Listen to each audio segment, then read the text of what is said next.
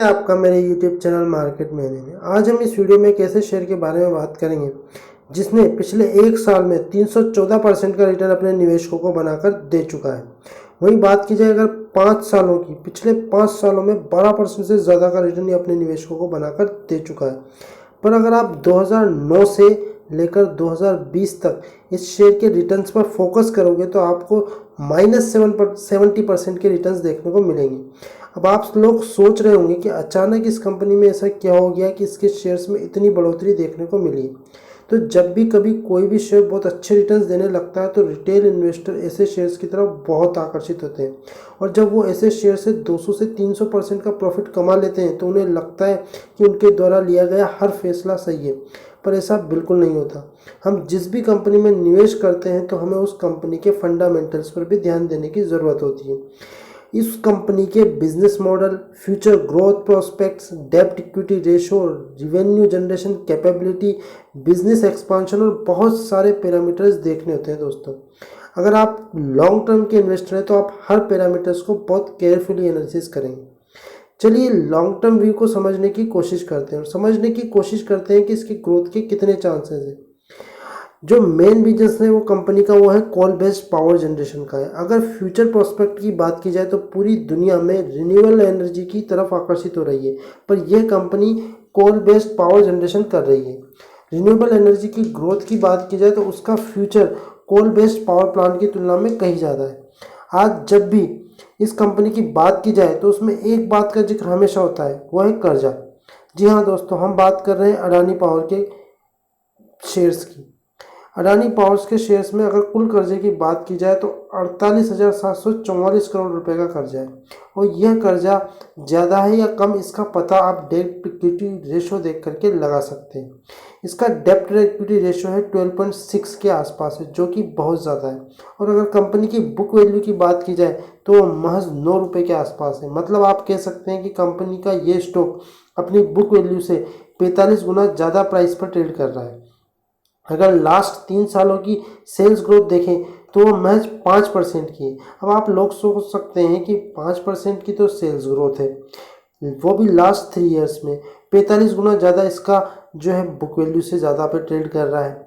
डेब्ट equity ratio 12.6 के आसपास है। तो मतलब इस कंपनी में अच्छा क्या है जिसकी वजह से शेयर्स भाग रहे हैं।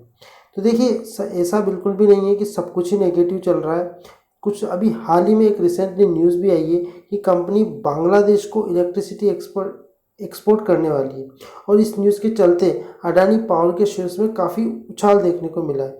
इस न्यूज़ के अनुसार अडानी पावर का Jharkhand based power plant Bangladesh को इलेक्ट्रिसिटी एक्सपोर्ट करेगा, और इसके लिए ट्रांसमिशन की लाइन भी अडानी पावर ही बिछाएगा। मतलब कंपनी का एक्सपांशन पर फुल फोकस है, और कंपनी अपने बिजनेस को लगातार बढ़ाने की कोशिश कर रही है। और साथ ही कंपनी ने long term purchase power agreement भी कर रखे हैं, जिनकी एवरेज लाइफ 17.5 साल है। मतलब कंपनी को 17.5 साल तक बिजनेस आराम से मिलता रहेगा, उसे कोई दिक्कत नहीं होगी। ये पहले से ही रिवेन्यू इसका सेट है। मतलब 17.5 साल तक जो कंपनी को रेगुलर इनकम होनी है वो होती रहेगी।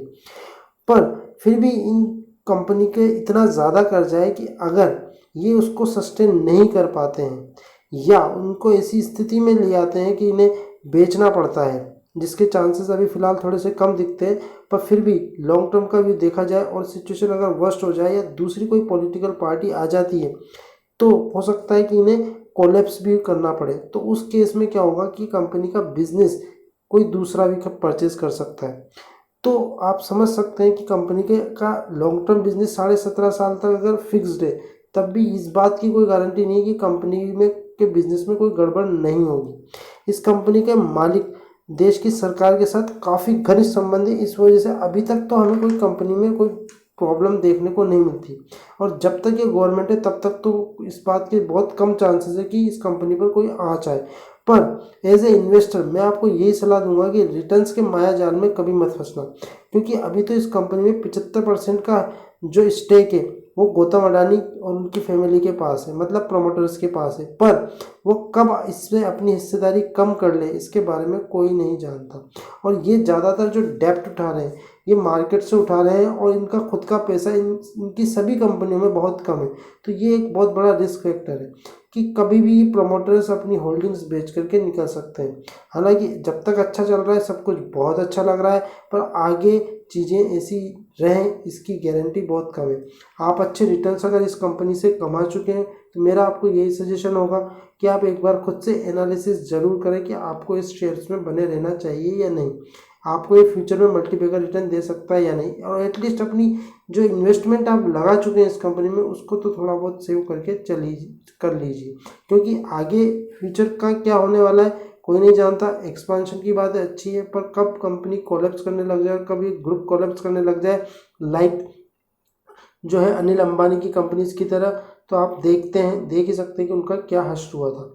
अनिल अंबानी ने भी इसी तरीके से एक्सपांशन किया था, गवर्नमेंट्स के साथ कोलैबोरेशन किया था, पर कब कोलैप्स हो जाते हैं बड़े बड़े ग्रुप पता नहीं चलता। अगर ये बड़ा ग्रुप है इस वजह से आप इस कंपनी में इन्वेस्टेड हैं तो ये आपकी गलतफहमी। कंपनी अच्छा परफॉर्म करे, कंपनी की सेल्स अच्छी हो, कंपनी प्रॉफिट कंटिन्यूसली ग्रो करे तो ही आप इसमें बने रहिए, वरना आप इसमें रेगुलर एनालिसिस करिए। क्योंकि ये प्राइस जिस पे अभी ये ट्रेड हो रहे हैं ये बहुत ही ओवर वैल्यूड है और कब ये शेयर धड़ाम से नीचे गिर जाएंगे आपको पता नहीं चलेगा। अभी तक 75% स्टेक जो है गौतम अडानी के पास है और FIS के पास भी काफ़ी अच्छा स्टेक है।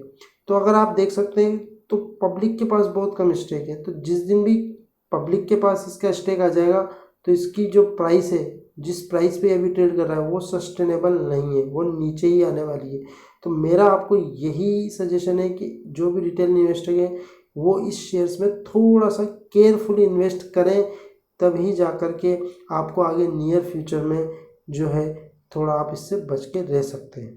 और अगर आप इसमें अच्छा पैसा बना चुके हैं 300 से 400%, तो अपनी जो कॉस्ट आपने इसमें लगाई है, जो इन्वेस्टमेंट को एटलीस्ट वो तो बाहर निकाल लीजिए ताकि आप एक सेफ इन्वेस्टर की तरह इसमें रह सकें। फिलहाल इस वीडियो में इतना ही। अगर वीडियो पसंद आई तो वीडियो को लाइक शेयर सब्सक्राइब करना ना भूलें। Thanks for watching.